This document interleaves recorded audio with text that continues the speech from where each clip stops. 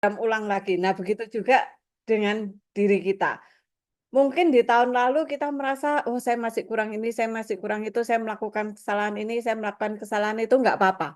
Ya, asalkan awal tahun ini kita bisa sadar, kita mau, kita punya tekad, ya, untuk memulainya lagi dari awal, untuk memprogram ulang diri kita lagi dari awal. Nah, kalau Anda merasa yang kemarin sudah oke, sudah mulai mengenal diri sendiri, nah saatnya tahun ini anda semakin mengenal diri Anda sehingga Anda semakin bisa mengatur apa yang harus Anda lakukan dalam perjalanan hidup ini. Nah, konsep diri ini ada 3, ya. Nanti saya jelaskan satu-satu, yaitu cita-cita kita, citra diri kita, dan harga diri kita. Nah, saya akan bicara tentang cita-cita kita dulu, self ideal, ya.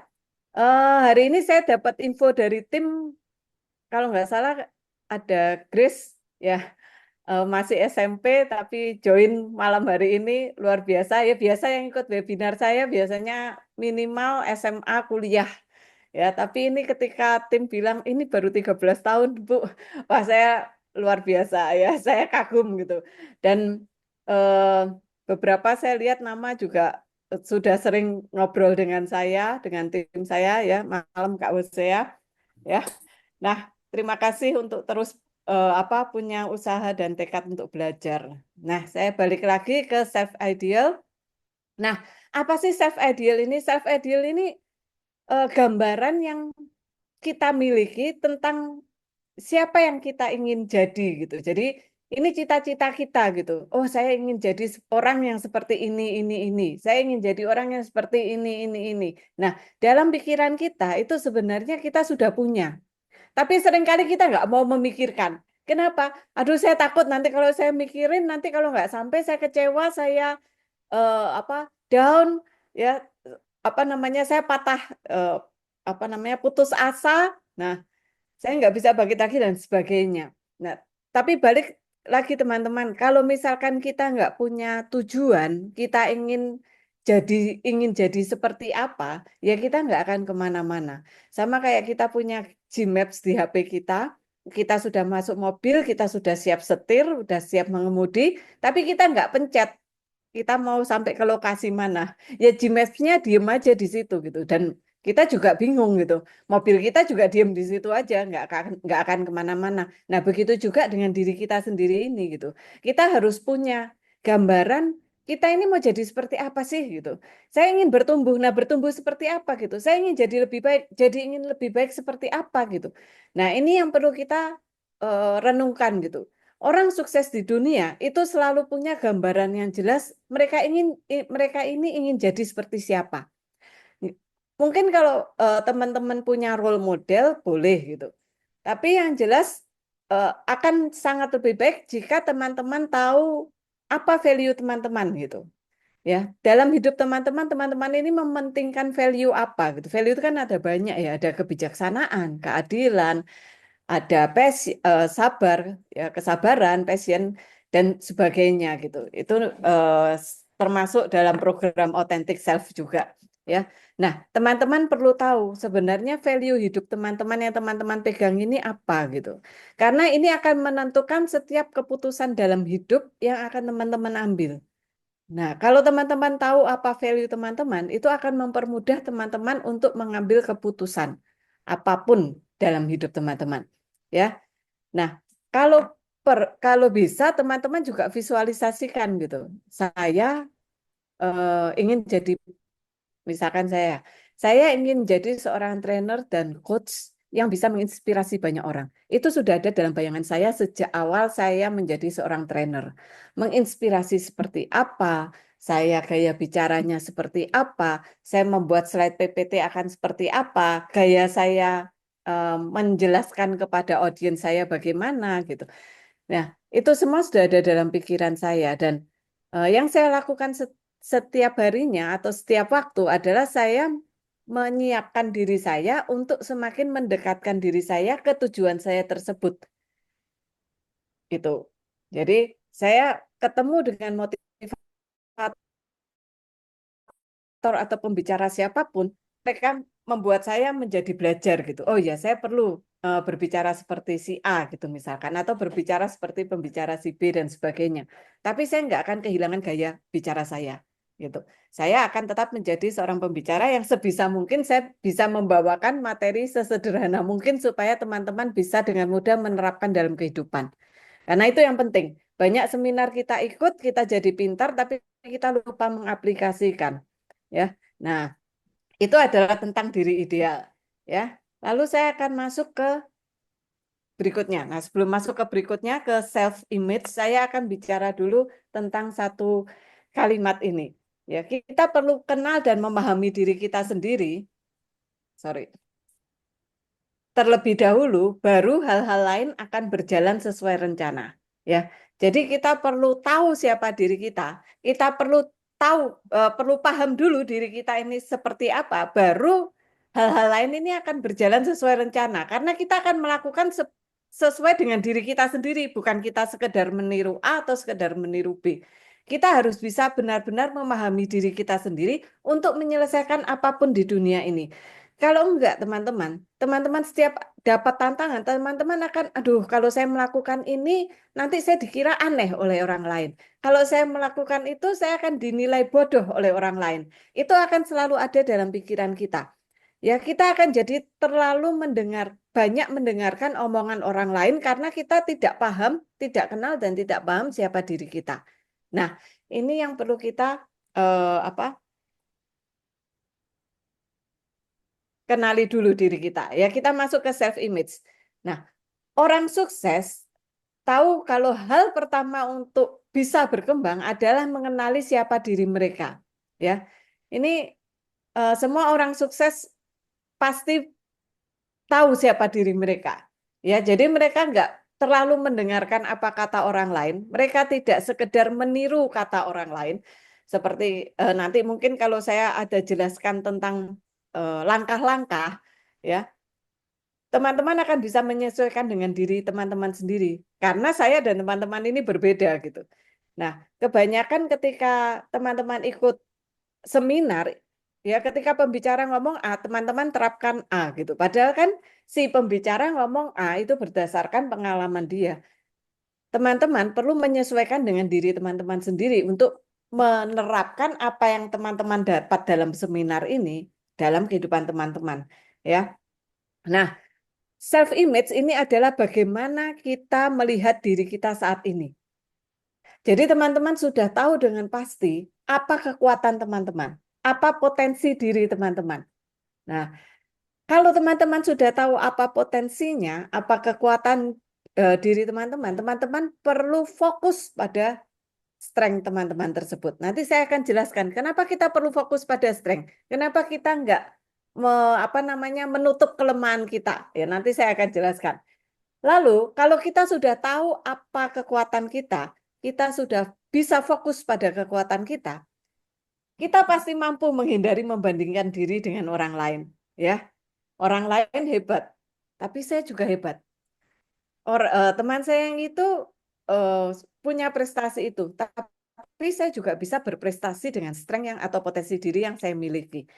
Nah, ini yang perlu teman-teman sadari mengapa kita perlu tahu apa kekuatan kita. Ya, jadi kita nggak merasa minder. Kalau misalkan kita nggak punya kekuatan diri di relationship, sedangkan orang yang kita lihat ini, yang kita kagumi ini sangat bagus sekali dalam relationship, dalam membangun hubungan dengan orang lain, kita nggak akan minder gitu. Oh ya, memang teman saya yang itu memang bagus dalam membina hubungan dengan orang lain. Saya memang kurang bagus membina hubungan dengan orang lain. Tapi saya eh, punya strength di lain, misalkan thinking gitu ya, di intellection gitu. Nah, lalu kalau kita sudah tahu strength kita, sudah tahu potensi diri kita sudah fokus, kita nggak akan terjebak membandingkan diri dengan orang lain, tentu saja kita perlu juga memperbaiki citra diri kita yang negatif. Kalau kita merasa hari ini kita, aduh saya nggak mampu, saya nggak bisa, saya punya tujuan tapi saya nggak yakin saya bisa mencapainya. Nah, itu berarti kita punya self image yang negatif dan kita perlu perbaikin itu dengan memperbaiki atau melakukan latihan pada tubuh kita untuk mendukung pikiran positif kita. Itu yang bisa kita lakukan pertama. Ya, contoh. berpakaian.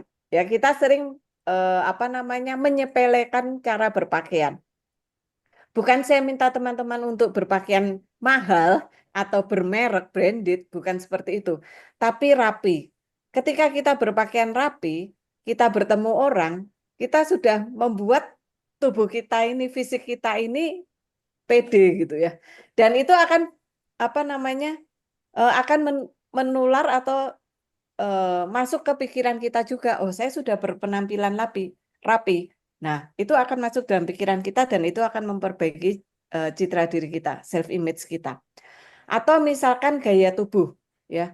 Kalau ke teman-teman jarang tersenyum, menunduk ke bawah, ya, lalu postur tubuhnya kurang bagus, ya, kayak menyembunyikan tangan di belakang dan sebagainya. Nah, itu juga akan membuat citra diri kita akan sulit gitu, ya. Jadi pikiran dan tubuh itu saling mempengaruhi.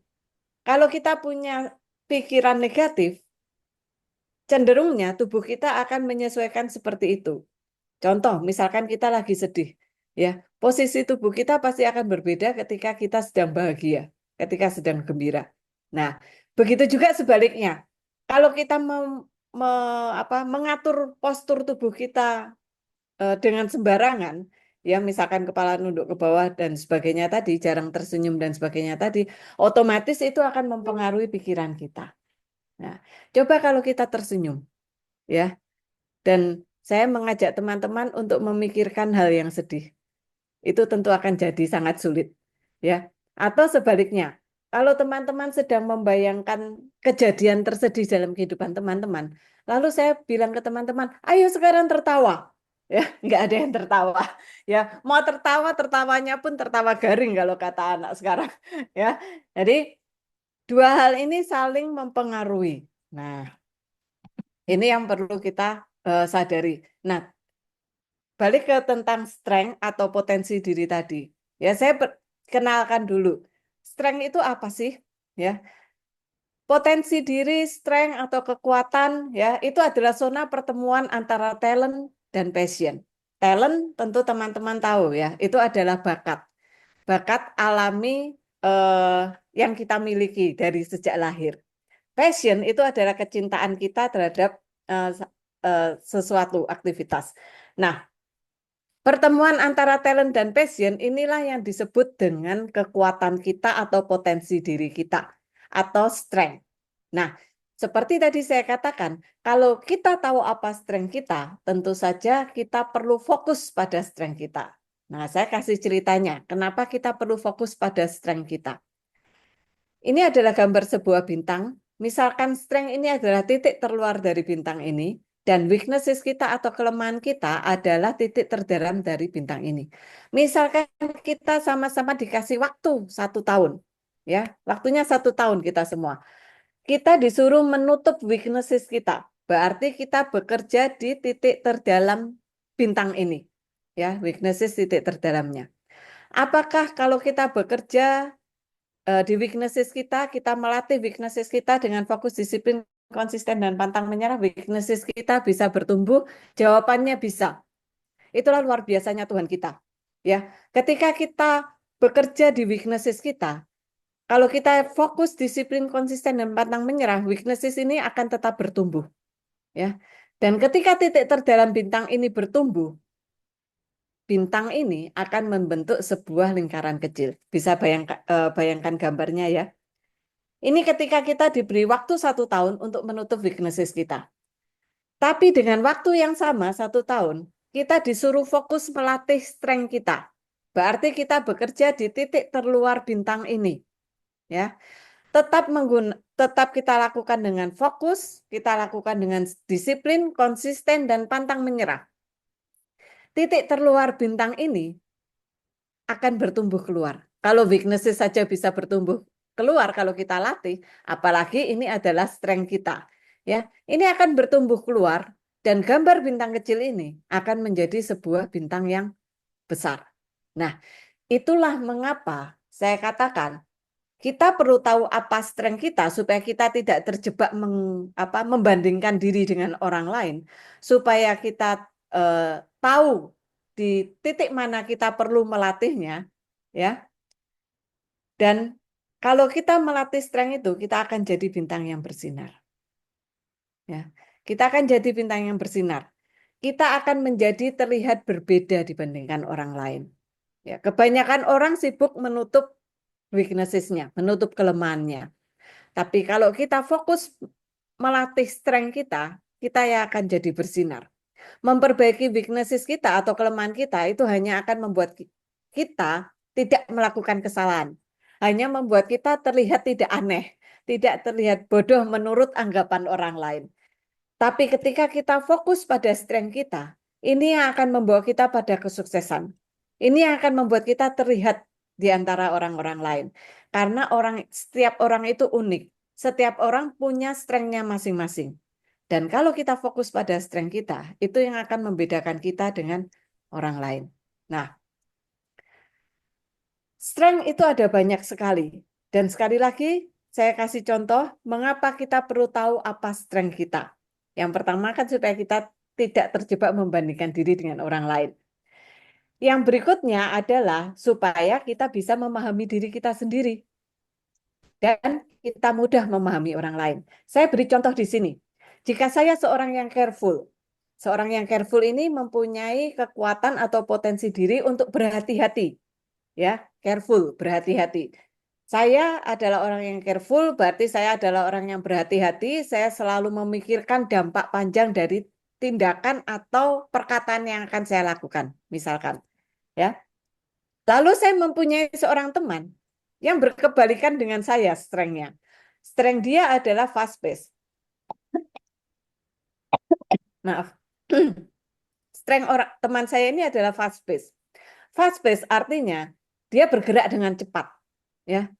Ketika saya memandang teman saya yang fast pace, saya akan sering berkata dalam hati, kenapa sih dia kalau melakukan sesuatu atau berbicara sesuatu nggak dipikirkan dulu?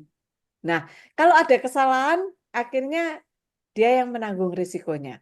Nah, begitu juga teman saya yang fast pace memandang saya. Ya, teman saya yang fast pace akan melihat saya sebagai, si Iren ini berhati-hati sekali ya. Terlalu banyak yang dipikirkan akhirnya nggak melangkah-melangkah. Nah, itu yang akan membuat saya dan teman saya mempunyai perbedaan punya perbedaan yang membuat kita jadi saling menyalahkan ketika ada satu masalah.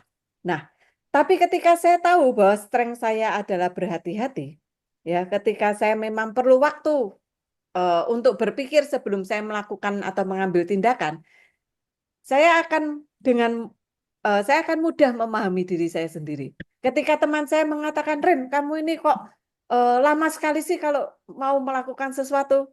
Nah, saya nggak jadi minder gitu. Saya nggak jadi, oh iya ya, kenapa ya aku nih kok apa-apa itu lama gitu, nggak bisa kayak teman saya yang cepat gitu.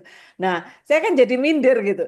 Tapi ketika saya tahu saya orang careful, saya kan berbicara, ya memang saya ini orang careful. Tapi saya bisa mengendalikan careful saya kok. Tenang saja, kasih saya waktu 5 menit. Nah, itu kan saya jadi tidak berkata keras kepada diri saya sendiri. Saya tidak mengkritik diri saya sendiri karena berbeda dengan orang lain. Tapi saya memahami bahwa saya perlu waktu untuk berpikir sebelum saya mengambil tindakan. Nah, begitu juga dengan teman saya, ya. Ketika saya berkata, kamu ini apa-apa selalu nggak dipikir, selalu langsung melakukan tindakan. Akhirnya kalau salah kamu yang malu kan. Nah, ketika saya menyalahkan teman saya seperti itu, teman saya juga tidak akan merasa minder. Iya ya, kenapa ya aku nggak bisa berpikir panjang seperti Iren gitu. Teman saya nggak akan berpikir seperti itu karena dia tahu dia memang orang yang fast pace gitu. Jadi paling teman saya akan mengatakan, iya ya, saya akan ingat-ingat, saya akan berpikir dulu sebelum melakukan sesuatu, terutama jika itu keputusan yang penting. Nah, jadi mudah kan? Ketika kita tahu siapa diri kita, apa strength kita akan jadi tahu apa yang harus kita lakukan untuk membuat keputusan atau pilihan hidup yang paling bijaksana. Nah, itu teman-teman. Sebegitu pentingnya strength dalam kehidupan kita. Nah, Authentic Self sudah melakukan riset dan menurut kami ada 26 strength yang dimiliki oleh setiap manusia yang dibagi menjadi 4 domain utama. Ya, jadi setiap manusia punya 26 strength ini. Pertanyaannya adalah apa strength utama saya? Kalau teman-teman baca careful, ya sepertinya saya careful, kompetitif ya sepertinya saya kompetitif. Ya, kita semua punya 26 ini. Tapi kita perlu tahu apa 5 titik terluar bintang kita. Ya, apa 5 strength utama kita supaya kita bisa melatihnya dengan tepat dan menjadi bintang yang bersinar. Seperti perumpamaan saya tadi. Nah, ini yang penting teman-teman. Ya, dan kalau teman-teman sudah tahu apa 5 titik terluarnya, jangan berpikir, aduh kenapa strength saya careful ya, saya pengen strength-nya bonding misalkan. Jadi saya bisa membangun hubungan yang baik dengan teman saya. Nah, jangan seperti itu. Mengapa? Karena 26 strength yang dimiliki manusia ini, semuanya sama baiknya. Semuanya bisa menjadi bintang yang bersinar. Tergantung seberapa kita melatihnya. Ya, jadi ini yang penting. Dalam semua agama kita percaya bahwa Tuhan itu maha adil. 26 strength ini adalah anugerah dari Tuhan. Dan semuanya sama baiknya tergantung diri kita, tergantung manusianya. Ya, kalau saya kasih cerita, ya, strength ini seperti biji apel. Tuhan memberi kita setiap manusia yang lahir di dunia ini biji apel yang sama, biji yang sama kualitasnya ini sama gitu. Tapi siapa yang bisa membuat biji apel ini menjadi buah apel? Ya, siapa yang bisa membuat strength-nya menjadi optimal? Nah, itu kan tergantung manusianya. Ada yang dapat biji apel terus cuman disimpan, ada yang dapat biji apel terus ditanam, dirawat, dipupuk, disiram, ya, sehingga akhirnya biji apel ini menjadi pohon apel dan menghasilkan buah apel yang berkualitas. Nah, ini sebenarnya yang Tuhan mau, ya. Kita tahu apa strength kita menjadi petani yang baik, dan kita akan bisa menghasilkan buah apel, membuat strength kita optimal, sehingga kita bisa membuat diri kita menjadi versi terbaik, dan kita bisa membantu orang lain dengan strength kita tersebut, strength kita yang sudah optimal tersebut. Nah, itu yang kami sediakan dalam Authentic Self. Ya, kita lanjut ke materi. Kita balik lagi ke materi tentang self-esteem. Jadi tadi yang pertama adalah self-ideal, lalu berikutnya self-image, dan kita masuk ke self-esteem. Jadi, seberapa besar Anda menghargai dan percaya kepada diri Anda sendiri. Ini adalah self-esteem. Ya, dan ini yang membuat adalah kita sendiri. Balik lagi sekali lagi, kalau kita tahu apa strength kita akan dengan mudah menghargai dan percaya pada kemampuan kita. Tentunya, ya. Tapi kalau kita mengukur diri kita dengan orang lain, ya, kalau kita melihat, oh dia jago sekali ya membangun hubungan dengan orang lain, sedangkan kebetulan strength saya tidak ada relationship misalkan, tentu kita akan jadi susah untuk menghargai dan percaya pada kemampuan diri kita sendiri. Kita memaksakan diri kita untuk bisa membangun hubungan yang baik dengan orang lain, padahal kita perlu cara yang berbeda untuk bisa membangun hubungan yang baik dengan orang lain, bukan meniru teman saya yang memang jago di relationship. Nah, itu yang perlu kita pahami. Ya, jadi sekali lagi self esteem ini perlu kita bentuk. Karena ketika kita tidak menghargai dan tidak percaya pada diri kita sendiri, ya, kita tidak akan bisa melihat atau kita melihat self ideal kita itu adalah hal yang mustahil. Ya, itu adalah hal yang sia-sia. Saya nggak mungkin lah bisa seperti yang saya bayangkan itu. Karena saya ini siapa sih gitu. Saya bukan orang yang hebat. Padahal sekali lagi, setiap manusia punya potensi diri. Nah, itu. Nah, tapi secara umum ya, kita perlu bisa atau mampu menghargai proses lebih daripada hasil. Ya, supaya kita bisa menghargai dan percaya pada diri kita sendiri. Kita perlu sorry, jangan melihat hasilnya. Orang kadang-kadang menilai dirinya atau menghargai dirinya ketika sudah ada hasilnya. Oh, saya sudah jadi juara 1. Oh, memang saya ini hebat gitu. Memang saya mampu gitu. Tapi kalau kebetulan hasilnya belum sesuai dengan harapan, nah self esteem-nya ikut turun gitu. Rasa menghargai dan rasa percaya pada diri sendirinya ikut turun. Nah, ini yang bahaya ya. Oleh karena itu kita perlu menghargai proses itu lebih daripada hasil. Karena apa? Hasil ini di luar kendali kita loh teman-teman. Ya, hasil ini kalau saya bilang ke diri saya sendiri atau kepada orang-orang sekitar saya, hasil ini dalam kendali Tuhan, bukan dalam kendali manusia. Ya, tapi usaha itu ada dalam kendali kita. Ya, bagaimana kita mempersiapkan diri kita melakukan tindakan kita sebaik mungkin itu adalah dalam kendali kita. Ya, itu benar-benar berdasarkan diri kita sendiri. Tapi hasil itu di luar kendali kita. Karena itu kita perlu melihat atau menghargai proses lebih dari hasil. Jangan menilai diri kita berdasarkan hasil, tapi berdasarkan proses. Kalau teman-teman merasa sudah mengerahkan tenaga, sudah melakukan usaha yang terbaik, saya memang sudah mempersiapkan diri untuk melakukan presentasi misalkan, ya, hargai itu gitu. Saya sudah melakukan yang terbaik. Perkara nanti ketika presentasi masih ada yang menertawakan atau masih ada yang bilang jelek, anggap itu adalah masukan. Ya, itu adalah masukan. Ya, berarti presentasi berikutnya saya akan memberi tanda pada kelemahan atau kesalahan yang saya lakukan di presentasi pertama. Nah, itu yang perlu kita lakukan. Dengan melakukan itu, kita tidak akan menurunkan nilai diri kita sendiri. Ya, karena kita tahu kita sudah usaha. Nah, lalu kita perlu merayakan keberhasilan kecil.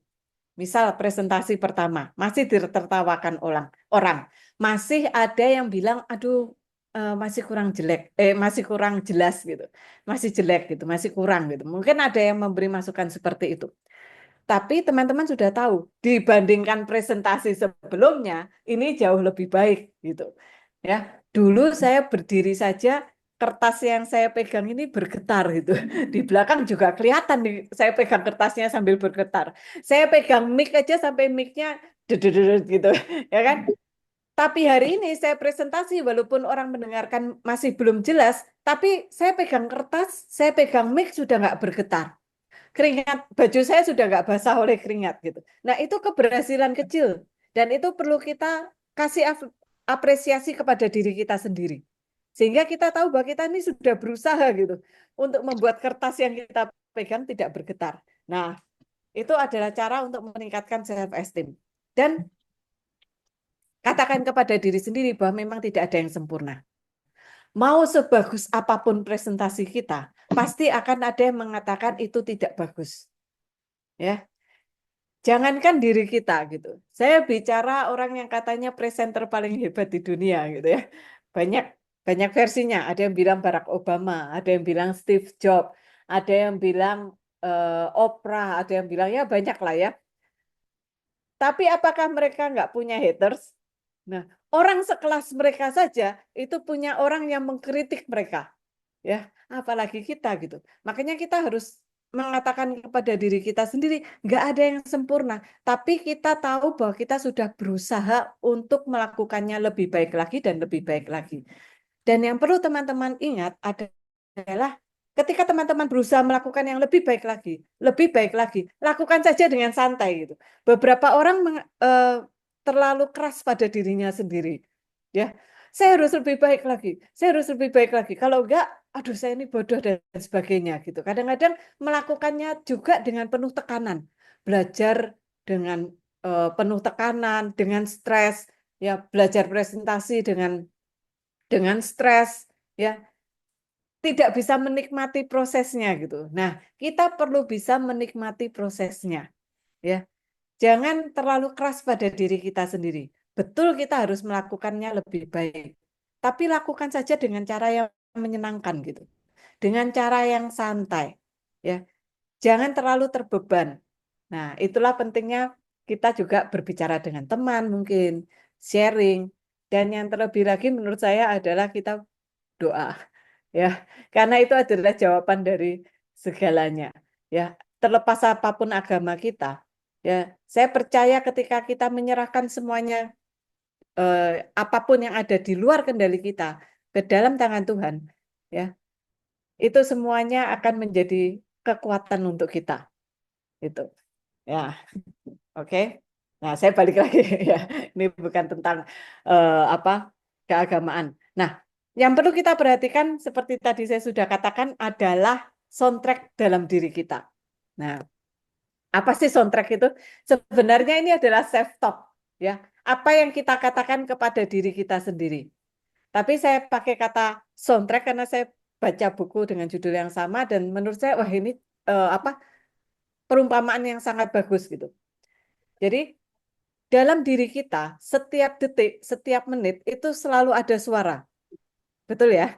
Jadi ketika kita melakukan sesuatu mesti ada suara dalam diri kita. Aduh, seharusnya kamu jangan melakukan itu. Atau ketika melakukan sesuatu suara dalam kepala kita mengatakan, "Oh, hebat sekali kamu sudah melakukan itu."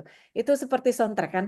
Nah, kalau misalkan teman-teman disuruh memilih satu lagu soundtrack ya, yang teman-teman cuman hanya bisa putar satu lagu itu dalam kehidupan teman-teman. Teman-teman akan pilih lagu apa?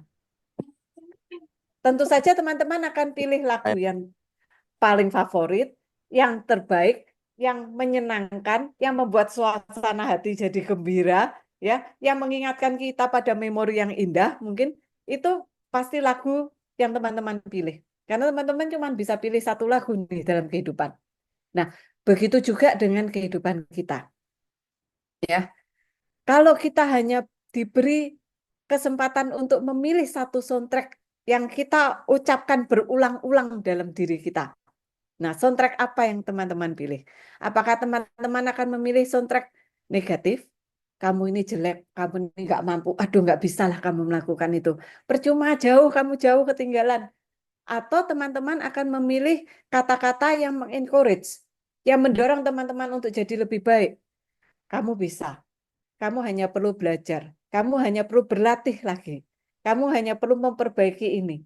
Kamu sudah melakukannya lebih baik lagi hari ini. Dan sebagainya. Nah, itu pilihan kita. Tapi kalau teman-teman mau meningkatkan self-esteem teman-teman, bagaimana teman-teman bisa lebih positif lagi memandang diri sendiri? Tentu saja teman-teman juga akan memilih soundtrack yang positif, yang bisa mengencourage kita. Nah,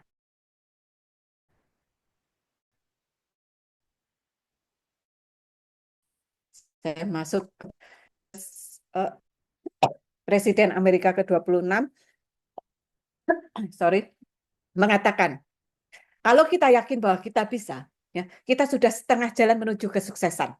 Jadi kalau kita memberi self esteem yang positif pada diri kita sendiri, kalau kita punya self image positif pada diri kita sendiri, kita sudah setengah jalan menuju kesuksesan. Ya, dan menurut saya ini benar sekali. Karena itu saya bilang apa peta sukses kita di tahun 2025 harus dimulai dari diri kita sendiri. Mengenali dan memahami diri kita sendiri. Nah, ini adalah rangkumannya, ya. Self ideal, self image, dan self esteem. Kalau kita punya self ideal yang positif, kita punya tujuan yang jelas, yang pasti, kita mau seperti apa, yang positif tentunya ya. Kita akan bergerak lebih cepat ke arah tersebut. Ya, ketika saya tahu saya mau jadi trainer dan seorang coach, ya, saya sudah mendrive diri saya sendiri untuk menuju ke arah itu. Tentu saja saya ikut kursus, saya baca buku lebih banyak dan sebagainya. Saya dengarkan seminar-seminar lebih banyak karena itu mendrive saya menuju titik tujuan saya. Citra diri, self image. Bagaimana kita memandang diri kita sendiri dan itu akan membentuk persepsi dan keyakinan kita tentang kemampuan diri kita sendiri. Dan kalau sudah itu akan mempengaruhi cara kita bersikap di luar juga pastinya, ya. Dan yang terakhir adalah self esteem. Nah, berikutnya adalah habits. Ya, kebiasaan menentukan 95% dari apa yang kita capai.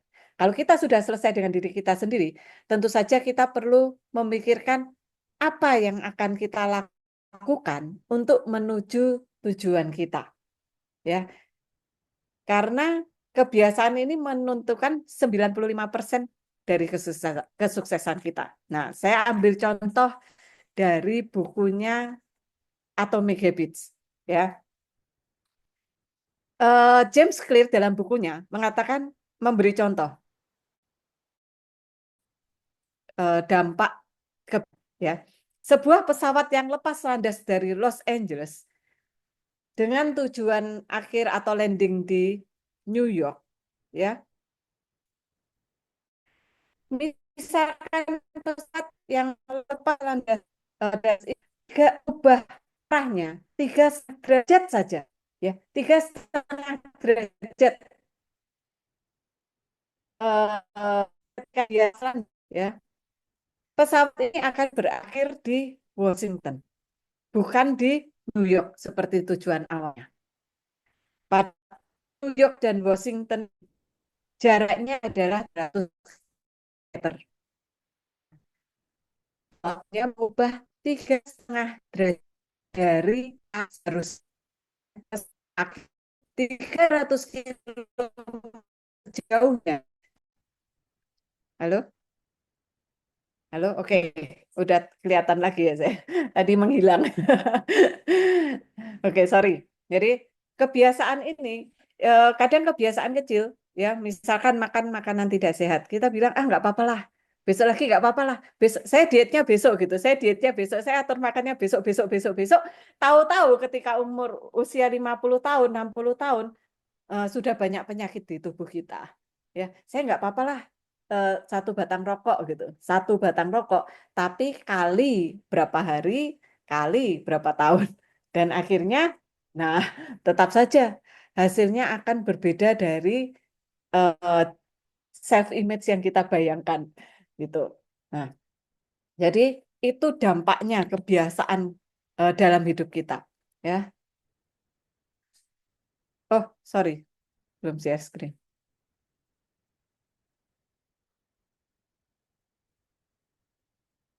Oke, sorry, tadi saya lupa habis kelempar biasanya screen-nya hilang ya. Oke, nah saya bagi dalam 5 ya untuk bagaimana kita bisa mengatur kebiasaan. Kebiasaan apa yang perlu kita atur dalam hidup kita. Nah, ada 5. Yang pertama kebiasaan mental, waktu, finansial, kesehatan, dan hubungan. Saya akan jelaskan satu persatu. Nah, kebiasaan mental. Nah, ini berhubungan dengan yang tadi sudah saya jelaskan juga sih. Ya, 3 tadi, self ideal, self image, dan self apa self esteem ya. Jadi kita perlu sadari bahwa kesuksesan itu dimulai dari pola pikir kita. Cara berpikir kita ini akan mempengaruhi keputusan kita, akan mempengaruhi tindakan kita, dan akan mempengaruhi hasil yang kita peroleh dalam hidup kita. Ya. Nah, kebiasaan mentalnya seperti apa sih yang perlu kita tanamkan dalam diri kita sejak awal? Berpikir positif. Ya. Cara kita berpikir dengan melihat segala hal dari sisi yang positif itu akan membuat kita lebih lebih mudah untuk bersyukur, lebih mudah untuk merasakan kebahagiaan, ya, lebih mudah untuk mengencourage kita atau membuat kita termotivasi. Ya, tentu saja. Ya, kalau misal kalau enggak, ya kita ketika dapat masalah, lalu kita melihat, aduh, kenapa aku yang diberi masalah ini? Ya, kenapa harus aku Tuhan? Ya, itu yang sering orang katakan gitu. Kenapa harus saya yang dapat masalah ini? Nah, tapi kalau kita bisa melihat masalah itu secara positif, kita akan melihat, oh, Tuhan mau saya belajar. Tuhan memberi saya masalah ini karena Tuhan mau saya belajar ini. Ya, Tuhan memberi saya tantangan ini karena Tuhan mau saya bertumbuh menjadi lebih baik di bidang ini, misalkan. Nah, berpikir positif akan membuat kita selalu punya motivasi untuk bergerak maju. Beda halnya kalau kita menyalahkan Tuhan, menyalahkan keadaan. Ya, nah kebiasaan mental berikutnya yang perlu kita miliki setiap hari adalah visualisasi. Nah, kita perlu mampu untuk memvisualisasikan seperti apa sih saya ini maunya gitu. Self image saya ini mau seperti apa gitu. Nah, beberapa orang yang mengalami kesulitan berbicara di depan umum, ya, visualisasi ini sangat penting, ya, sangat berpengaruh untuk mereka yang sulit berbicara di depan umum. Saya ambil contoh saja, ya, berbicara di depan umum.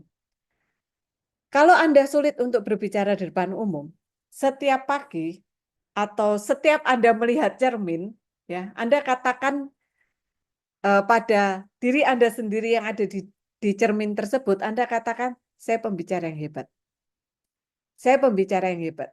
Saya akan berbicara sehingga semua audiens saya, semua orang yang mendengarkan saya, menangkap maksud saya, mengerti maksud saya, memahami maksud saya. Saya adalah pembicara yang hebat, sehingga ketika saya berbicara lucu, semua orang akan tertawa. Ketika saya berbicara tentang emosi marah, semua orang juga akan merasakan kemarahan yang ada dalam hati saya. Nah, Anda jelaskan, ya dalam visualisasi tersebut, Anda jelaskan dengan detail apa yang Anda mau. Itu yang saya lakukan. Ya, saya memang punya strength perform, ya saya senang tampil di depan umum, ya.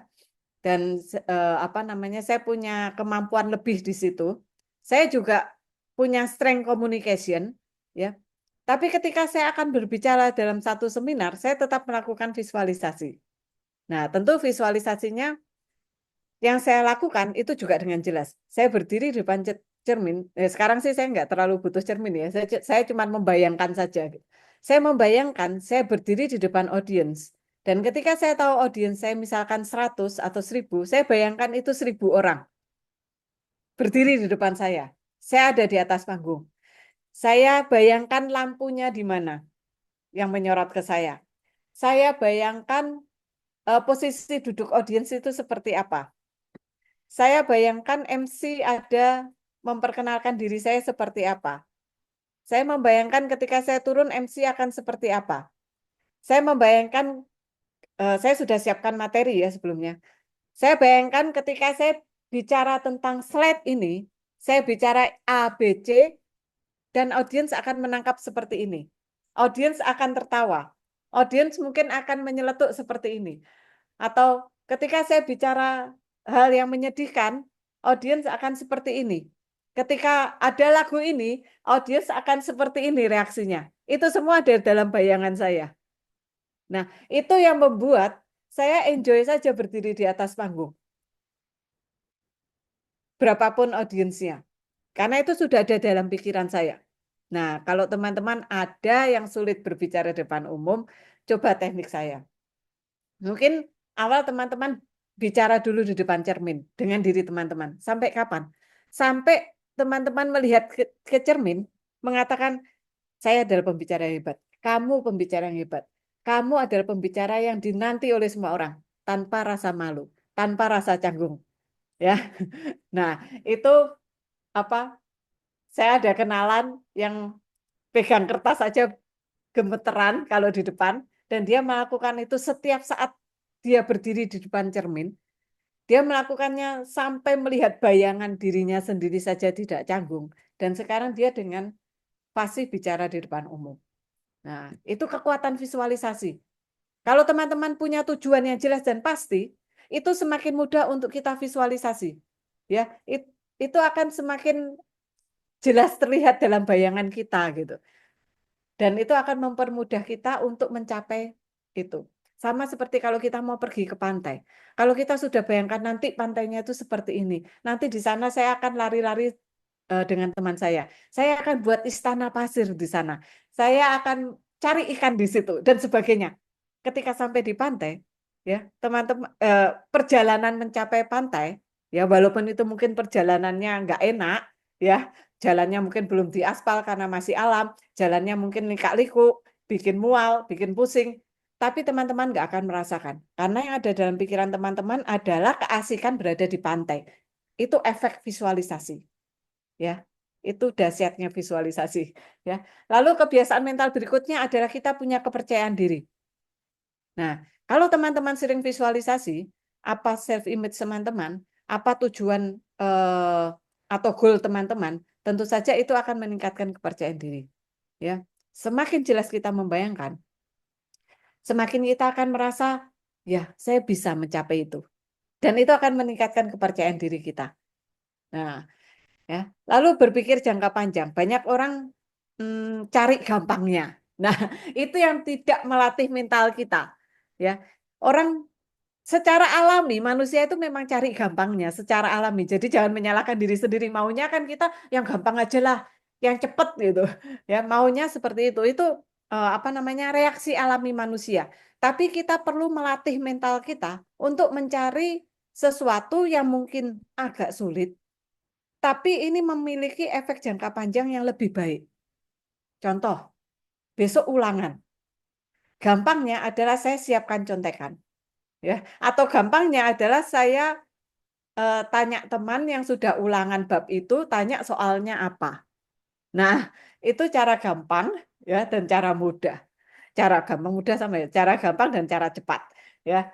Tapi kita perlu melatih mental kita. Kita perlu mungkin kita berharap hasil bagus. Memang kita berharap hasil bagus, tapi jangan cari cara yang cepat dan mudah yang tidak membangun mental kita.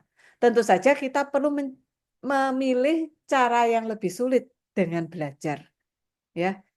Nah, ini kita perlu melatih diri kita, ya supaya tidak mudah tergoda cara yang cepat dan mudah, sehingga akhirnya kita tidak bertumbuh. Lalu kita belajar mengontrol pikiran kita. Nah, mengontrol pikiran kita itu artinya adalah kita tahu apa yang ada dalam kendali kita dan apa yang ada di luar kendali kita. Kalau apa yang ada apa yang ada di luar kendali kita hanya bisa berdoa. Ya, seperti tadi saya katakan, kalau di luar kendali kita itu sudah setengah urusan Tuhan. Ya, apa yang orang lain katakan, teman kita lakukan, itu di luar kendali kita juga. Kita nggak bisa memaksa mereka. Yang ada dalam kendali kita hanya diri kita sendiri.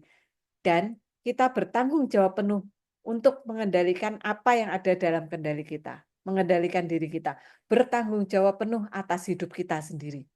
Ya. Ketika saya kecil, ya saya senang sekali film-film princess di Disney. Ya, bagaimana Cinderella yang sengsara, lalu ada pangeran datang, bagaimana Snow White yang diracuni oleh ibu tiri, lalu ada pangeran datang. Tapi kenyataannya dalam hidup kita tidak ada pangeran yang datang. Pangerannya adalah diri kita sendiri. Masalah apapun yang ada dalam hidup kita yang ambil kendali. Jangan menyalahkan orang lain, jangan menyalahkan keadaan, jangan menyalahkan, apalagi menyalahkan Tuhan.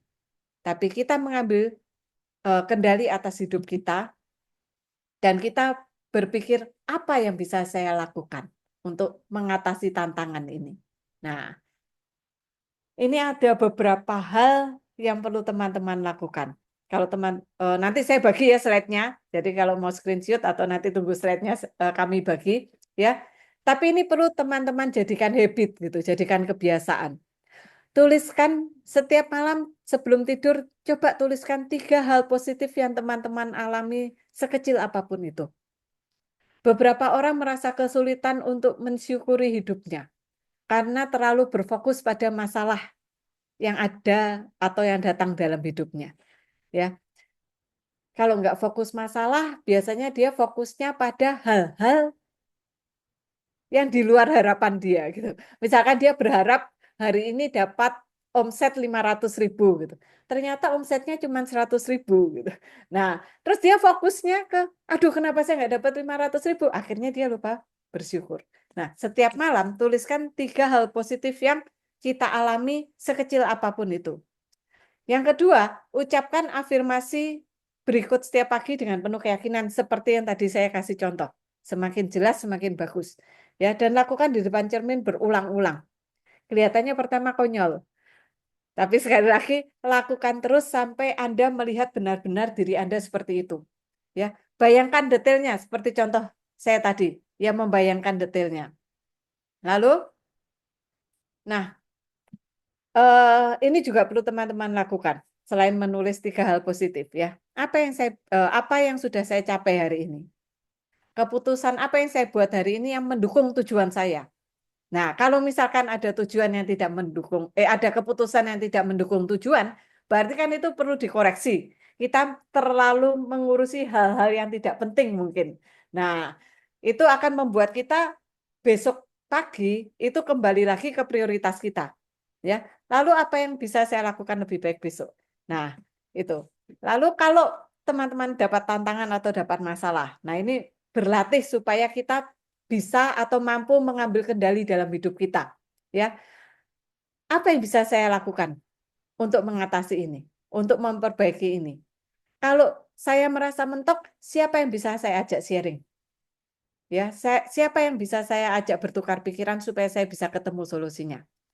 Nah, tantangan ini apa yang bisa saya ambil pelajaran dari sini?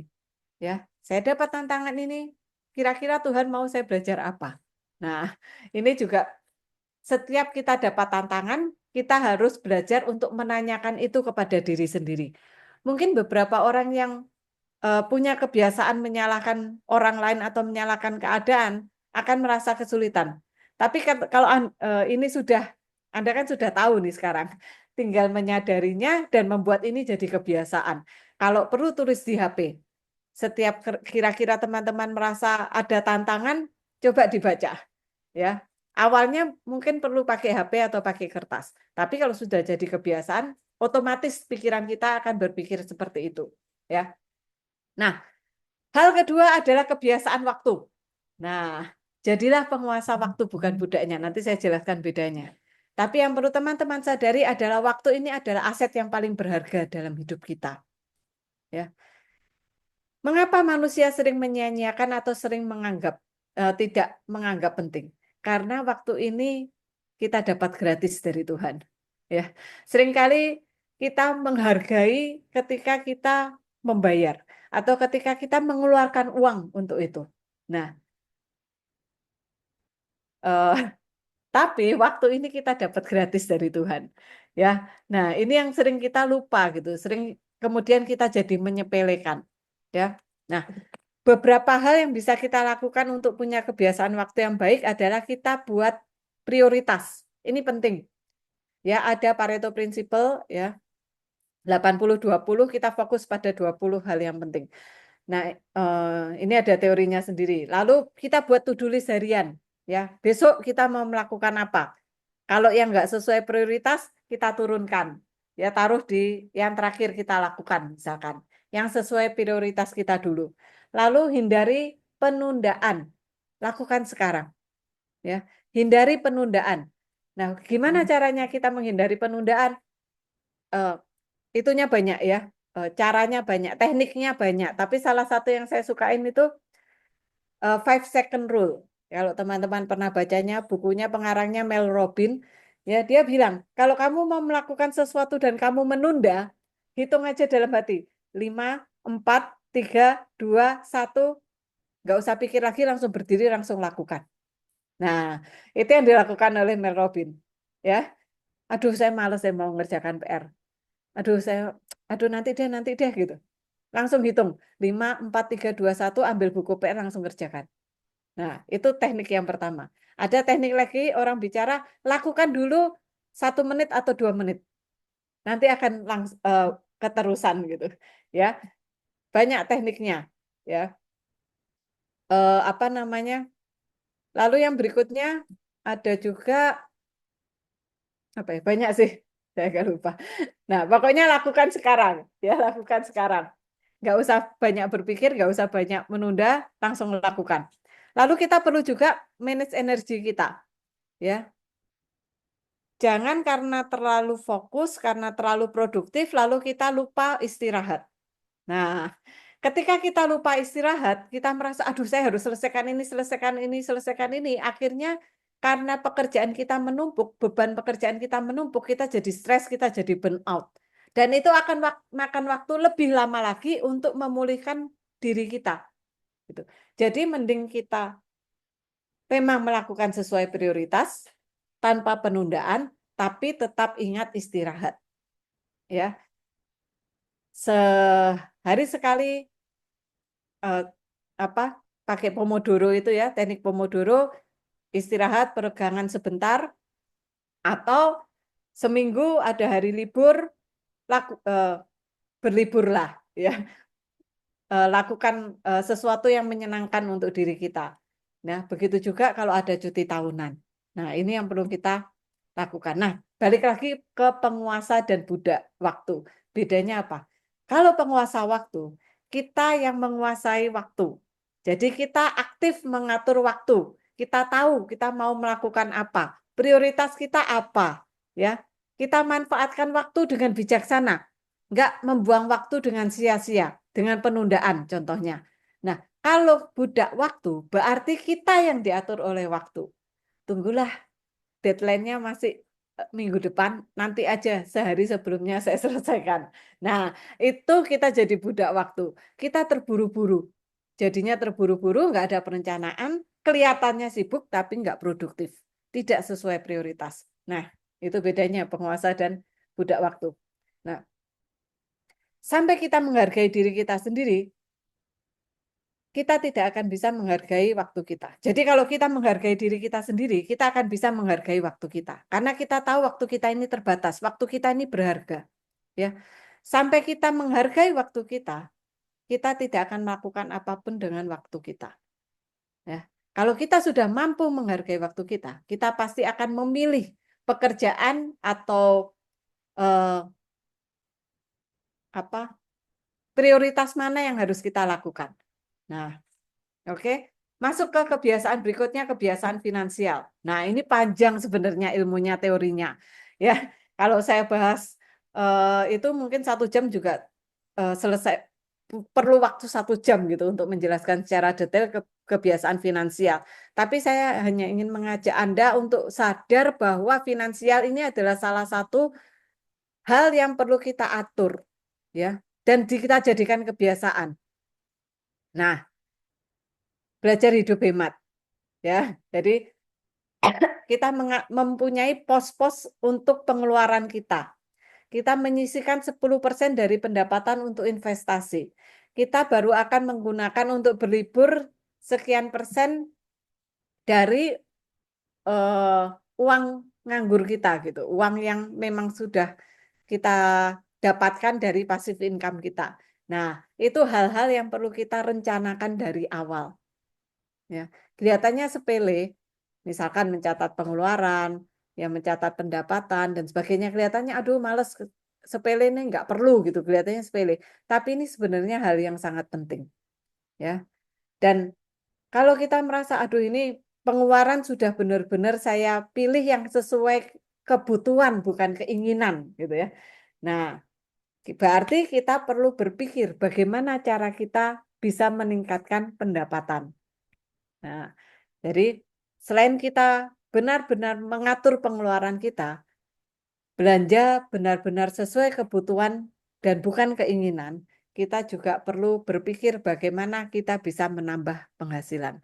Tentu saja kalau kita ingin menambah penghasilan, kita perlu meningkatkan keterampilan. Kita mau meningkatkan keterampilan, sekali lagi kita perlu meningkatkan diri kita sendiri. Nah, oke, kebiasaan berikutnya adalah kebiasaan kesehatan. Ya, ini orang juga sering melupakan. Ya, aduh saya masih muda, nggak apa-apa lah, nggak perlu olahraga. Nah, kita perlu membuat olahraga ini jadi sesuatu yang kita lakukan setiap hari. Minimal 30 menit per hari. Kita konsumsi juga perlu kita pilih. Ya, kita atur pola makan kita. Konsumsi makanan eh, yang sehat.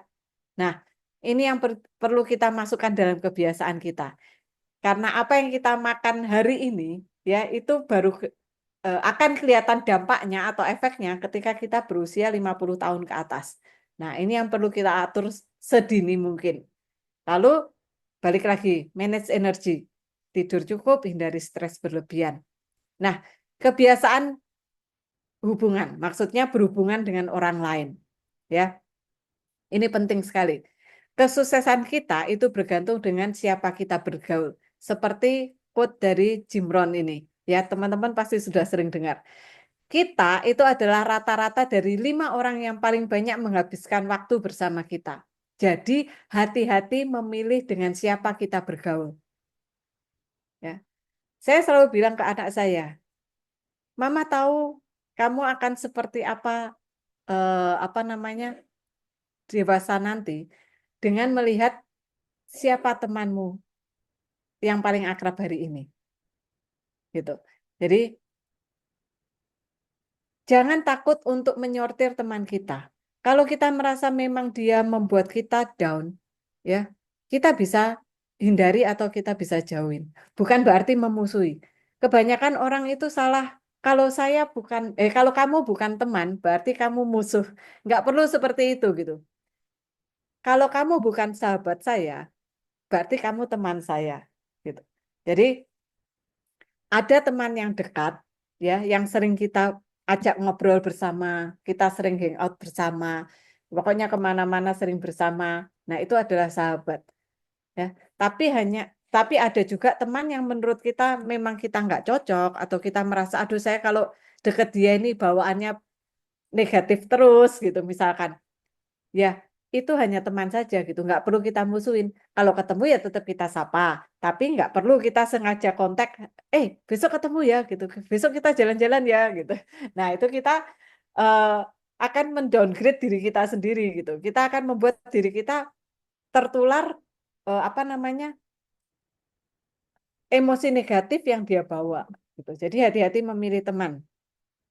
Lalu ketika kita berhubungan dengan orang lain, usahakan untuk selalu biasa memberi nilai lebih kepada orang lain daripada kita hanya menunggu, ya. Jadi eh, ini juga ada survei di Amerika, bagaimana ketika kita berbagi kepada orang lain, hal apapun ya, entah berbagi dalam kata-kata, semangat, atau misalkan berbagi dalam bentuk barang, itu kita akan lebih bahagia dibanding orang yang hanya menerima. Nah, itu pentingnya kita juga punya kebiasaan ini, memberikan nilai lebih kepada orang lain, gitu.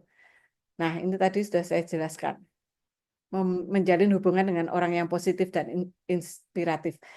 Uh, Masalah tentang hubungan ini, ya pembicaraan tentang hubungan ini akan sangat panjang. Ya, saya punya nanti saya ada kelas yang panjangnya 1,5 jam untuk membahas membangun hubungan ini. Nanti saya jelaskan di belakang, ya. Nah, berikutnya dalam hal hubungan adalah juga kita bicara tentang kerjasama. Nah, kalau kita sudah tahu apa strength kita sendiri dan strength orang lain, tentu saja bekerja sama atau berkolaborasi dengan orang lain itu akan lebih mudah. Nah, ini ada di penjelasan di Authentic Self. Ya, nanti saya juga akan jelaskan di mana Anda bisa mendapatkan penjelasan tentang bagaimana cara bekerja sama ini. Nah, ini ada quote dari Ratan Tata, seorang pengusaha konglomerat India yang dicuplik oleh pendiri Goto, ya, Gojek dan Topet, ya. Jika kita ingin berjalan cepat, berjalanlah sendiri. Namun jika kita ingin berjalan jauh, berjalanlah bersama-sama. Jadi, kerjasama sesuai dengan potensi diri kita masing-masing dan potensi diri tim kita itu sangat penting, ya.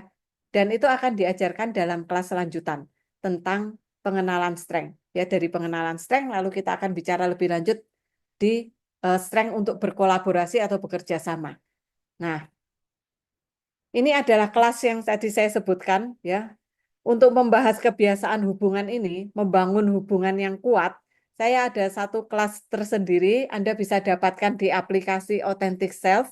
Ya, caranya nanti akan kami share. Ya, dan ini promo dari harga kelas 70.000 hanya kami jual hanya 35.000 untuk teman-teman semua. Di sini saya bahas lengkap bagaimana cara membangun relationship yang kuat. Nah, ini adalah hal yang perlu teman-teman lakukan. PR lagi, ya PR lagi. Karena ini membangun kebiasaan, ya. Karena membangun kebiasaan, teman-teman perlu lakukan sesering mungkin setiap hari, ya. Teman-teman coba ini sekarang coba tuliskan 5 orang yang paling berpengaruh dalam hidup teman-teman. Nah, saya kasih waktu mungkin 1 menit, 2 menit aja cukup kali ya.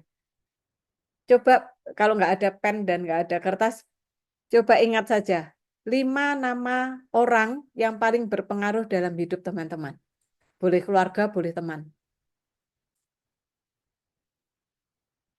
1 menit cukup kali ya.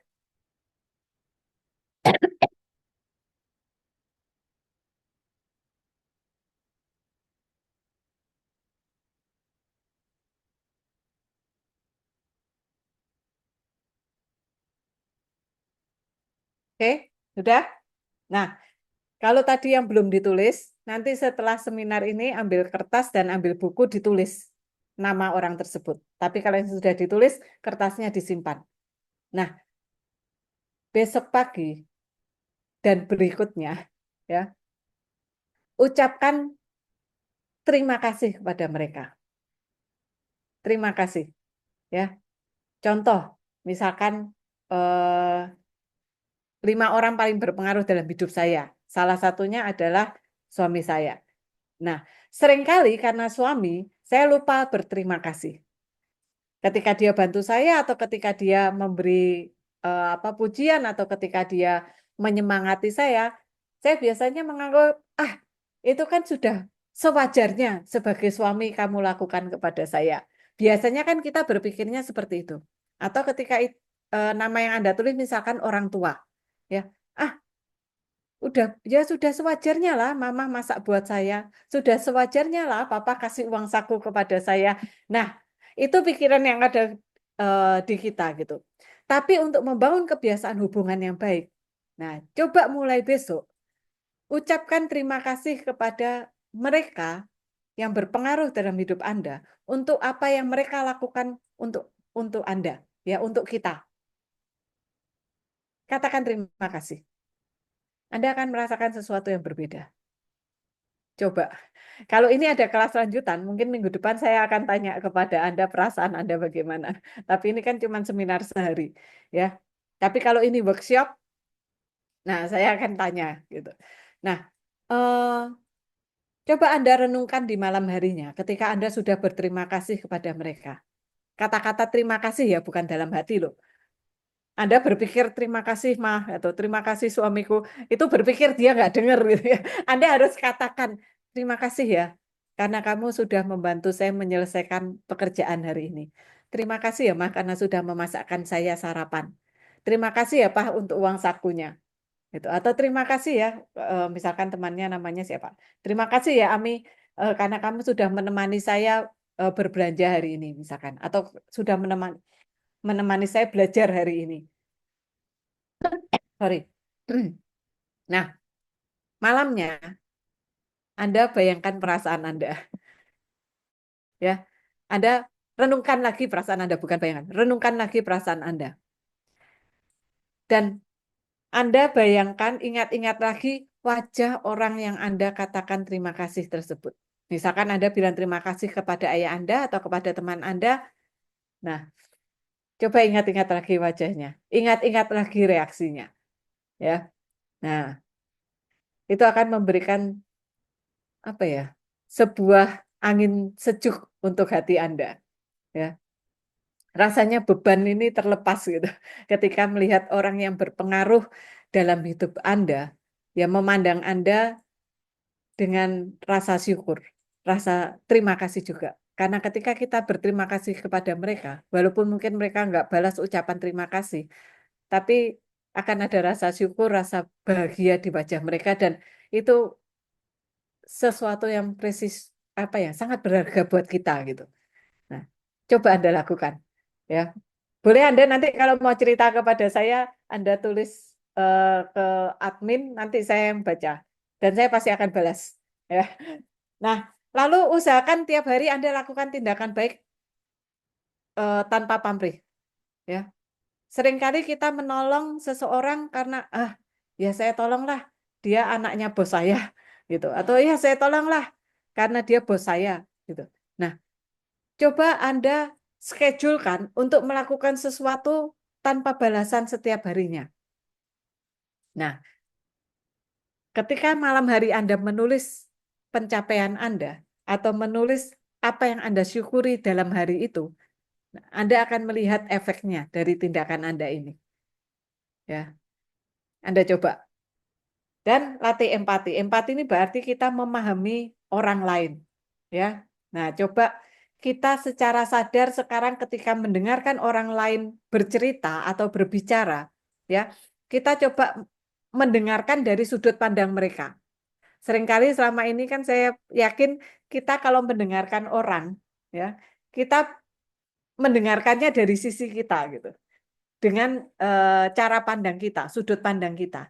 Nah, coba dengan sadar, mulai besok Anda melatih empati Anda dengan melihat dari ketika orang bercerita, melihat dari sudut pandang orang tersebut, ya. Nah, tahap berikutnya adalah goal. Ini penting, tujuan. Karena ini memberikan arah, seperti contoh saya tadi di depan tentang kalau kita sudah buka Gmaps kita, tapi kita nggak pernah taruh apa lokasi yang kita tuju, ya kita nggak akan kemana-mana. Ya, mau alat secanggih apapun, seperti Gmaps tersebut, tapi kalau kita tidak pernah menentukan apa tujuan kita, Gmaps ini tidak berguna. Ya, mau secepat apapun mobil kita, ya, mau semahal apapun mobil kita, secanggih apapun mobil kita, kalau kita tidak pernah menetapkan tujuan kita mau bawa mobil ini kemana, itu akan sia-sia. Ya, nah, jadi jelas goal ini memberikan kita arah, kita jadi termotivasi karena kita tahu apa yang akan kita capai. Kalau kita sampai, ya apa yang kita dapatkan kalau kita sampai, ya itu akan memotivasi diri kita, akan meningkatkan produktivitas kita karena kita termotivasi, ya, dan menciptakan pola pikir sukses. Ya karena kita tahu tujuan kita tahu apa yang harus kita lakukan setiap harinya supaya kita mencapai tujuan kita. Dan itu membuat kita jadi berpikir sukses. Nah, caranya tentu saja dengan SMART, specific, measurable, achievable, relevant, dan time-bound. Ini ada banyak di post saya sering bahas tentang SMART ini ya. Ya. Jadi tujuan harus spesifik, terukur, dapat dicapai, relevan, dan tanpa batas waktu, dengan batas waktu. Ya, lalu Anda tuliskan tujuan Anda. Ya. Anda tuliskan. Karena ketika Anda menulis dan Anda hanya di awang-awang, itu hasilnya akan berbeda. Anda tuliskan, kalau perlu Anda tempel di laptop yang tiap hari Anda buka. Atau Anda taruh di wallpaper HP. Ya, sehingga Anda tahu seperti apa goal Anda. Seperti apa Anda ketika Anda mencapai goal Anda. Anda bisa punya bayangan untuk itu. Dan visualisasikan, seperti tadi sudah saya jelaskan. Ya, kalau kita sampai pantai, seperti apa dan sebagainya. Lalu buat rencana tindakannya. Ya, karena goal itu adalah tujuan jangka panjang. Dan balik lagi 95% kita mencapai goal itu ditentukan oleh kebiasaan kita. Apa yang kita lakukan setiap harinya. Jadi kita perlu buat perencanaan dan biasakan untuk evaluasi dan menyesuaikan. Kalau memang itu prioritasnya perlu digeser dulu karena ada perubahan arah, ya kita geser dulu. Ya disesuaikan. Kita evaluasi. Kalau yang minggu lalu memang kurang efektif, apa yang perlu kita ganti supaya lebih efektif? Ya. Nah, ini yang perlu Anda lakukan. Tulis goal Anda dan beri tanggal, deadline. Ya. Karena kalau kita cuma menulis saya mau ke pantai tanpa deadline, kapan-kapan sampai tahun depan saya percaya Anda nggak akan ke pantai. Yang adalah alasannya, yang sibuklah minggu depan aja karena ini lagi nggak enak badan, besoknya lagi apalah, sampai tahun depan 2 tahun lagi juga nggak akan sampai ke pantai. Jadi tulis deadline supaya perencanaan kita itu benar-benar apa rapi gitu dan benar-benar kita lakukan gitu ya. Oke, jadi ini rencana juga perlu kita eh, bikin. Nah, kalau kita sudah punya goal, kita perlu menghubungkan goal kita dengan sesuatu yang lebih besar. Ya, goal itu biasanya untuk diri kita. Saya mau ke pantai karena saya pengen refreshing, saya pengen senang-senang gitu. Biasanya untuk diri kita. Tapi kita perlu menghubungkan tujuan kita atau goal kita tersebut dengan sesuatu yang lebih besar dari diri kita, di luar diri kita. Contoh, saya ingin ke pantai karena saya ingin membahagiakan anak-anak saya. Saya ingin mengajak anak-anak saya supaya mereka bisa bermain-main di pantai dengan senang. Nah, anak-anak, kebahagiaan anak-anak ini adalah purpose, ya. Jadi bukan hanya saya yang senang-senang di pantai, tapi anak-anak saya juga senang-senang di pantai. Contoh lagi goal, ya. Saya ingin punya mobil baru misalkan. Ketika kita hanya punya goal mobil baru untuk kita nikmatin sendiri, ketika kita dapat tantangan, ya kita dapat kesulitan, dengan mudah kita mengatakan, aduh mobilku yang lama aja nggak apa-apa lah. Daripada aku susah-susah harus belajar terus setiap hari, harus berlatih terus setiap hari untuk dapat mobil baru, udah pakai mobil lama, aku nggak apa-apa kok. Nah, ketika kita hanya berhenti pada goal dan tidak menghubungkan dengan purpose, kita akan banyak alasan untuk membenarkan diri kita sendiri. Ya. Tapi kalau kita sudah buat purpose, saya ingin mobil baru karena saya ingin membahagiakan orang tua saya. Saya ingin mobil baru karena saya ingin membahagiakan anak-anak saya. Nah, sudah beda ceritanya. Ketika kita bilang, aduh ini tantangan terlalu berat, tapi anak-anak saya perlu mobil, orang tua saya perlu mobil. Nah, kita nggak bisa berkata, nggak apa-apa lah, nggak ada mobil, nggak apa-apa. Nggak apa-apa lah, pakai mobil yang lama, nggak apa-apa. Karena ada orang tua dan ada anak di situ. Ya, kita hubungkan goal kita dengan sesuatu yang lebih bermakna untuk kita. Sehingga kita punya motivasi lebih. Ini turbonya gitu. Ya, purpose ini adalah turbonya yang membuat kita tidak akan berhenti mencapai tujuan kita. Nah, itu penjelasan saya tentang apa achievement tahun 2025. Ya, dan Authentic Self menyediakan laporan untuk Anda yang ingin meningkatkan karir Anda, mengembangkan karir Anda. Ya. Dan bentuk laporannya seperti ini, kami akan membuat laporan untuk mengembangkan karir Anda berdasarkan strength Anda. Jadi Anda akan tahu apa strength Anda dan Anda akan tahu apa value Anda, ya, value apa namanya? Nilai hidup Anda. Anda akan tahu working style yang cocok untuk Anda, ya. Dan kami akan memberikan saran-saran dalam laporan ini, ya. Ini ada contoh orang terkenal juga. Lalu ada strength mapping untuk personal dan kami akan memberikan apa ya? Saran kepada Anda, sebaiknya purpose Anda yang sesuai dengan strength, working style dan value Anda seperti ini. Lalu kalau Anda mau melaksanakan tugas, panduannya seperti ini. Bagaimana cara mengapresiasi diri Anda berdasarkan strength Anda? Bagaimana gaya belajar yang tepat untuk Anda? Sorry. Bagaimana Anda bisa membangun hubungan yang baik dengan orang lain berdasarkan strength Anda? Tips manajemen waktu. Lalu bagaimana menetapkan tujuan Anda, menyelesaikan masalah Anda? Pengambilan keputusan, bagaimana mengontrol diri Anda sendiri, ya, saran pengembangan karir, dan ini kami semua buat berdasarkan potensi diri Anda, ya, berdasarkan gaya kerja Anda dan berdasarkan nilai hidup Anda, ya. Ini kami akan bantu Anda untuk lebih mudah mengenal dan memahami diri Anda sendiri. Nah, untuk Grace ya karena masih SMP, mungkin, nanti kontak admin kami karena ada laporan untuk anak sekolah, ya, untuk menentukan jurusan, gaya belajar, dan sebagainya. Nah, saya balik lagi, ini adalah My Career yang laporan yang tadi saya sudah tunjukkan kepada Anda semua, sedang ada promo dari harga sekian menjadi harga sekian, dan ini hanya berlaku sampai tanggal 14. Nah, kita masuk ke sesi tanya jawab, saya berikan kepada Kak Deni. Oke, terima kasih. Kita tepuk tangan dulu buat Kak Irin. Luar biasa ya, kita malam hari ini banyak banget belajar. Ada apa tadi? Self concept. Ya, bagaimana kita melihat dan mengkonsepkan diri kita sendiri. Jadi bukan tergantung dari orang lain, tapi diri kita sendiri. Itu self concept. Ya. Terus kemudian nanti ada apa lagi? Ada habit. Bagaimana kita membangun habit kita. Ya, habit ini penting sekali. 95% kesuksesan kita tergantung dari habit kita. Ya.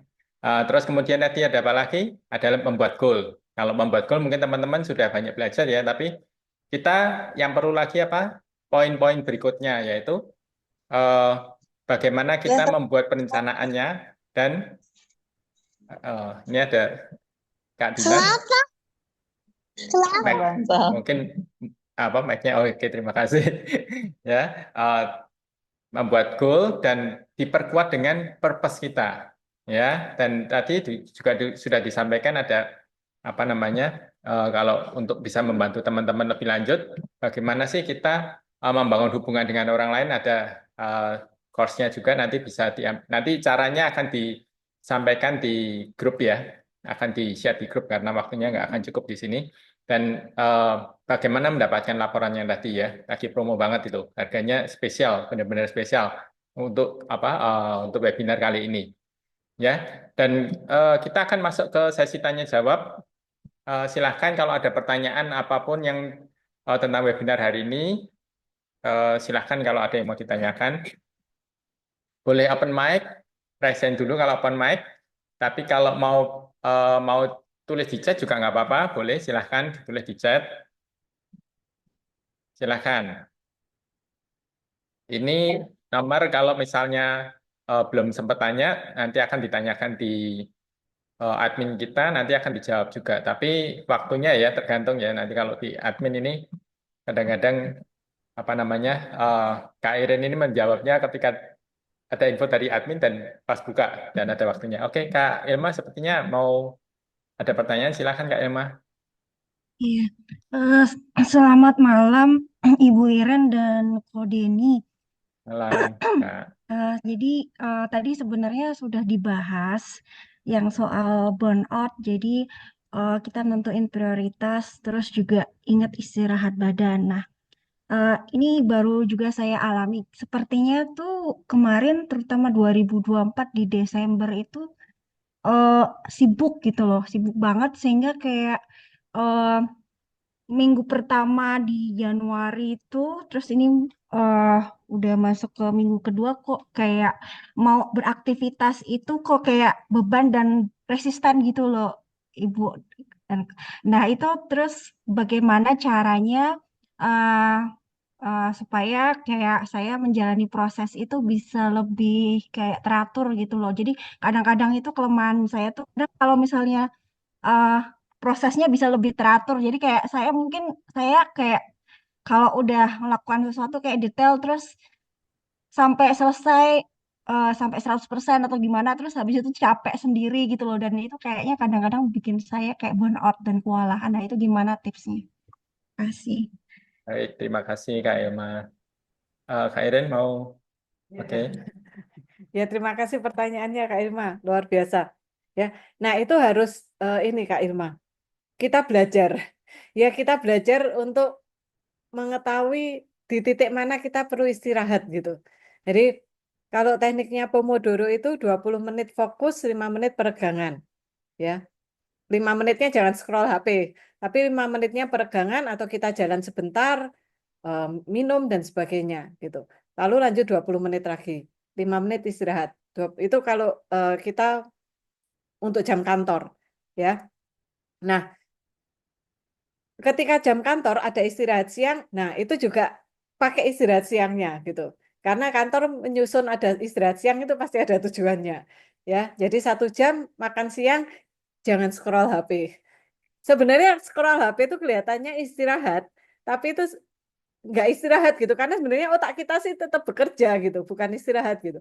Ya, jadi istirahat yang terbaik itu adalah tidur atau apa namanya peregangan ya kalau singkat ya atau meditasi sebentar. Nah, gitu. Lalu eh, batasi juga kalau bekerja 1 minggu. Nah, kita kasih jeda juga gitu. Ada hari Minggu itu waktu untuk kita istirahat. Nah, kita pakai benar-benar untuk istirahat. Nah, sebenarnya kalau Kak Ilma tahu apa strength Kak Ilma, seperti tadi saya katakan, kami akan lebih mudah untuk membantu Kak Ilma gitu. Karena beberapa strength itu membuat kita memang jadi lupa istirahat. Ya misalkan strength produktif gitu. Ya, dia maunya setiap hari itu harus melakukan sesuatu yang menghasilkan gitu. Dan ketika nggak menghasilkan dia rasanya nggak nggak berhenti gitu. Nah, itu kita yang harus memberi tahu diri kita sendiri, saya tetap manusia bukan robot. Nah, saya perlu berhenti. Nah, beberapa strength seperti itu. Atau misalkan strength tadi Kak Ilma katakan sampai detail. Nah, mungkin ada strength excellent di situ. Ya, karena orang excellent ini memperhatikan sampai detail. Nah, biasanya orang excellent ini kelemahannya adalah bukan kelemahannya ya. blind spotnya adalah dia tidak mudah percaya dengan orang lain. Dengan kata lain, tidak mudah mendelegasikan ke orang lain. Nah, akhirnya apa? Akhirnya burn out.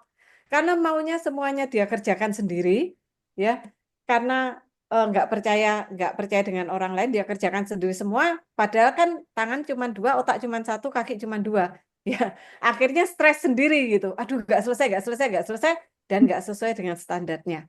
Nah, ketika kita tahu apa strength kita, nah, kami bisa menyarankan dengan lebih tepat gitu. Nah, kalau misalkan tadi Kak Ilma ngomong sampai detail, perkiraan saya sih itu mungkin ada strength excellent di situ. Nah, jadi Kak Ilma perlu belajar untuk bisa delegasikan ke orang. Yang pertama, yang kedua perlu mengatakan kepada diri sendiri bahwa eh, tidak ada yang sempurna gitu. Ya tidak ada yang sempurna. Jadi nggak perlu sampai detail sekali gitu. Ada beberapa hal Remarkable. yang Maaf, oh remarkable, Bu. Strengthnya udah remarkable. udah tes ya. Sudah. Oh udah tes. Remarkable. Ya. Oh, Kak Irma member komunitas ya. Sorry. Saya nggak hafal. Eh, top 5-nya apa aja Kak Irma?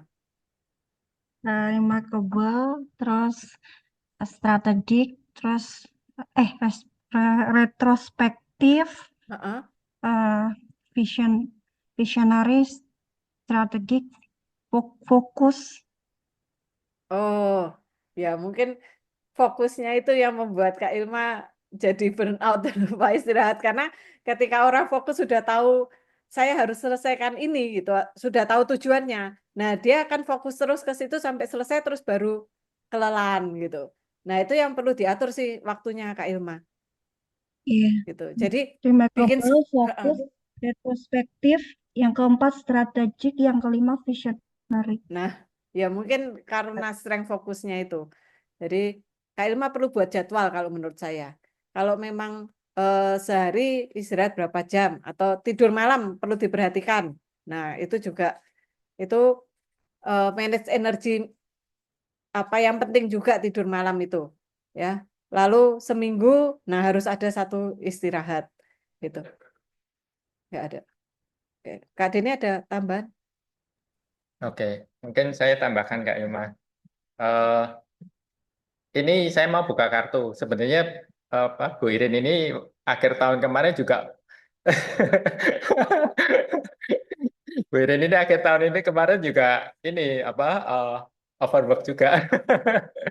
Jadi caranya gimana? Ya kadang-kadang kita perlu apa partner juga untuk apa saling mendukung gitu. Ya, jadi kebetulan saya juga partner bisnisnya Bu Irin, jadi saya biarkan dulu biar dia istirahat dan sebagainya, baru nanti ketika waktunya cocok, nah kita bahas pelan-pelan gitu untuk mengingatkan kita untuk motivasi ulang. Ya itu apa makanya kalau kita tahu strength kita bisa saling mendukung. Kalau kita punya partner bisnis atau partner dalam kehidupan itu bisa saling mendukung. Mungkin orang tua anak juga bisa saling mendukung juga. Itu sangat membantu. Terus kemudian tadi yang Bu Irin katakan Pareto tadi, Kak Ilma. Memang mungkin kita harus mengurangi pekerjaan yang bukan prioritasnya kita. Itu aja sih. Itu bisa Oh di iya, setting ulang. Itu kan. iya, iya. Terima kasih sekali, sarannya sangat bermanfaat, Ibu dan Kak Dinice. Ya, Ya. terima kasih. Oke, terima kasih Kak Ima. Ada yang lain yang ingin bertanya? Silahkan. Saya mau Kak, nanya, hai Kak Catherine, silahkan lanjutkan. kan tadi ada 5 strengths yang harus di apa ya, yang harus dicari. Ketahui. Kalau Ya. misalnya saya udah tahu saya 5 strengthnya gimana? Hmm, bagus dong. Jadi Apa bisa apa? harus dites lagi? Oh, kalau sudah tahu nggak perlu saya rasa. Tapi mungkin tesnya mungkin pakai tes yang berbeda dengan ini ya, authentic self ya, atau sama? Enggak, maksudnya saya udah tahu 5 strength saya apa tanpa perlu dites gitu. Oh gitu, oke. Itu ya bagus sih. Sebenarnya kalau sudah yakin dengan strength-nya, nggak apa-apa Kak. Memang ada orang-orang tertentu yang memang sudah tahu strength-nya otomatis gitu. Jadi dia sudah fokus dan Eh, kayak contohnya ya, Steve Jobs juga dia nggak perlu tes strength juga karena dia dari awal sudah tahu dia strength-nya apa gitu. Orangnya introvert tapi dia tahu strength-nya dia dan dia memahami strength ini kebetulan alami gitu. Beberapa orang memang nggak apa kalau sudah tahu strength-nya nggak usah tes. Cuman mungkin mungkin gini Kak, eh, kayak tadi yang ditunjukkan Kak Irin, laporan yang optimalisasi tadi itu gabungan strength, working style, dan value-nya kita. Nah, itu untuk pekerjaannya kita dan membuat purpose itu jadi lebih akurat karena personalisasi. Jadi tiap orang itu pasti akan beda banget. Kalau tadi yang laporan tadi mungkin kalau memang dibutuhkan itu sangat membantu dan itu sudah membantu banyak sekali orang ya. Maksudnya apa? Oh ya saya cocok ini saya jadi lebih pede lah ibaratnya gitu. Tapi kalau memang apa strength sudah membantu ya oke. Sudah yakin oke. Tinggal dioptimalisasikan kan. Tadi yang promo 12 sampai 14 itu tes apa ya? Oh, itu ada 3 macam tes. Jadi ya ini My Career ini ada 3 macam tes. Strength, working style, dan value. Nah, ini Oh, seperti tadi ya, contohnya yang udah ya dijabarin ya. ya betul betul betul. Ya tadi yang ada di Oh. slide-slide tadi. Ya ini lagi promo banget. Biasanya nggak mungkin segini soalnya. Ini karena awal tahun aja. Tapi harus lewat aplikasi gitu ya. Harus aplikasi karena apa? Memang assessment-nya itu tesnya itu pakai aplikasi, memang pakai aplikasi. Tapi nanti laporannya itu apa? Tim kita yang ada yang menilai apa hasilnya dari working style, strength dan value itu nanti akan dinilai dan kita akan rangkum dan baru apa? Dilaporkan secara manual nanti akan kita kirim via WhatsApp seperti itu. Nanti prosedurnya ada di aplikasi semua. Oh, ya udah, masih Ya, sudah jelas. sama-sama. Sama-sama, Kak Catherine. Terima kasih pertanyaannya. Baik, ada rekan lain yang mau bertanya, silahkan, jangan ragu-ragu. Kita apa langsung aja. Ada pertanyaan lain? Oke, ini pengumuman sedikit ya. E-sertifikat nanti kalau teman-teman yang memerlukan atau ingin e-sertifikat, nanti ada caranya akan kami share di apa namanya di grup WhatsApp ya. Teman-teman ikut grup WhatsApp semua ya. Kemudian rekaman webinar juga caranya akan kita share di grup WhatsApp, semuanya melalui aplikasi yang e-sertifikat dan rekaman webinarnya. Tapi kalau PDF materi nanti kita akan bagikan di grup WhatsApp juga. Jadi teman-teman jangan leave dari grup karena grup ini forever ya. Grup ini akan forever gitu. Jadi di grup kalau yang apa ada beberapa grup ya di sini ya ada beberapa grup nanti grup ini akan membantu teman-teman untuk dapat webinar info-info webinar berikutnya. Ya dan kalau mau tanya di apa ada pertanyaan bisa langsung japri ke admin. Bisa langsung japri ke admin karena di grup di lock supaya nggak bisa kemarin ada yang ngirimin promo macam-macam jadinya kita lock jadi bisa japri ke admin kalau ada pertanyaan. Oke, ini kita mengingatkan lagi ini bagus banget ya untuk membangun bagaimana sih poin-poinnya. Ini rangkuman dari yang Kak Irin seminarkan berkali-kali dimasukkan semua dalam sini dan biayanya sangat sangat sangat hemat. Hanya 35.000 melalui aplikasi nanti ada caranya kami bagikan di ini. Ya, kemudian yang berikutnya yang tadi My Career tadi. Ya ini juga karena masih awal tahun benar-benar kita berikan secara sangat hemat. Biasanya orang akan dapatkan My Career ini kalau di tempat lain ini harganya mahal Kak. Di atas 3 jutaan ini. Tapi kita pun sudah 1,5 dan hari ini benar-benar lagi kita mau bagi-bagi ya hanya tapi ya sampai tanggal 14 saja silahkan nanti info caranya nanti kita semua bagikan di grup. Oke. Nah silahkan Kak Iren ini seminar webinar berikutnya akan dijelaskan Kak Iren. Ya, ini seminar berikutnya karena kami apa namanya sebulan sekali selalu ada webinar ya.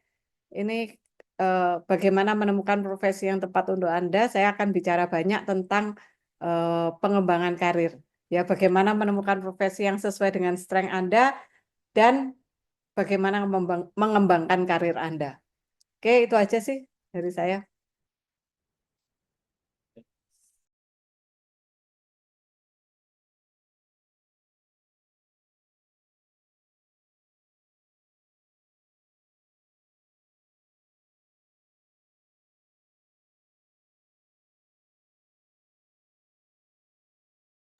Kita mau foto dulu ya, teman-teman, sebelum kita tutup